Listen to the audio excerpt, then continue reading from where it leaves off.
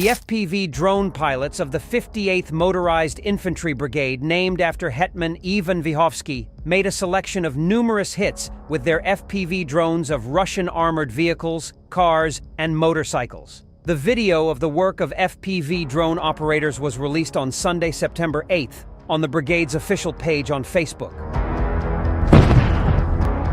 Not only that, in recent operations in Kharkiv region, the 3rd Separate Assault Brigade achieved significant tactical success against Russian forces. The brigade disabled several Russian armored vehicles, including the T-72 and T-80 tanks. This operation underscores Ukraine's growing proficiency in countering Russian armor using advanced technologies. Key to this success was the effective deployment of FPV drones by the FATUM unit, part of the brigade's anti-tank battalion. These drones were used to destroy 5 enemy supply trucks, 3 of which were targeted while on the move, demonstrating exceptional precision and skill in dynamic combat conditions.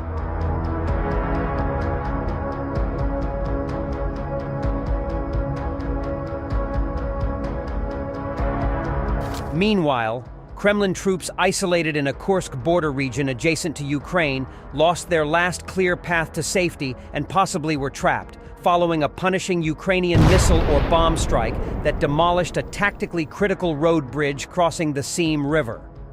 The daylight attack, hitting the reinforced concrete hard road structure, was recorded by unmanned aircraft operated by the Ukrainian tactical drone unit Korn Group. Korn drone video images showed 3 weapons striking an already damaged central span of the bridge in succession with near-pinpoint precision. The first 2 warheads scattered cluster munitions that detonated on the bridge or in the water, and the 3rd weapon detonated with a single unitary explosion, Kyiv Post-Review found.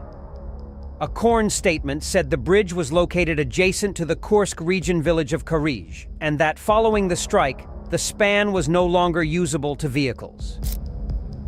Ukraine's military on Monday published a Russian dashcam video, likely showing the strike from the viewpoint of a driver. In the direction of Toretsk, the Russians have made significant progress in the fight for New York, placing Ukrainian defenders under siege at a local chemical factory. In response, the Ukrainian command deployed the elite 12th Special Purpose Azov Brigade, resulting in the liberation of the most fortified part of the city. Previously, Russian forces seized control of the high-rise district in the western part of the city, an important gain due to the nature of the terrain.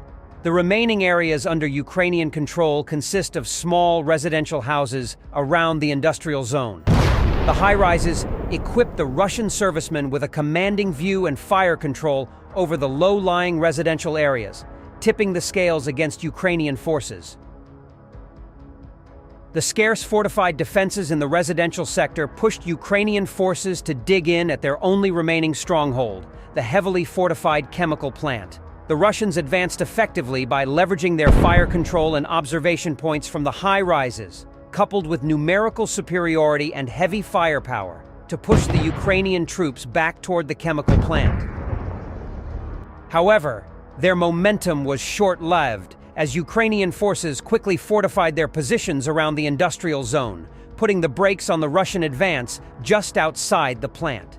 The Ukrainians utilized the plant's strong defensive structures to fend off the Russian assault, preventing further Russian advance into the industrial sector. The Russians decided to play the waiting game, avoiding direct assaults and instead aiming to cut off Ukrainian supplies and starve them into submission. The Ukrainian command saw through the ploy and deployed the elite Azov Brigade to break through the siege and shore up the supply line to maintain the defense. The Azov Brigade consists of veteran fighters who made their mark in the battles of Mariupol and Donbass up until 2022, making them some of the most battle-hardened troops in Ukraine's military. After a series of successful prisoner exchanges, these soldiers were reorganized into the brigade, now commanded by Lieutenant Colonel Denis Prokopenko, the former commander of the original Azov Regiment. The Azov fighters were swiftly deployed to the Toretsk direction, with their movements concealed until the counterattack. This surprise assault caught Russian forces in New York completely off guard while scrambling to dig trenches and set up barbed wire defenses. They were quickly overwhelmed by Azov's coordinated drone and artillery fire, which decimated the Russian positions before they could get their defenses in order. The Azov fighters targeted Russian positions around the plant to weaken their defenses ahead of the main assault, leveling Russian firing points in residential houses around the plant.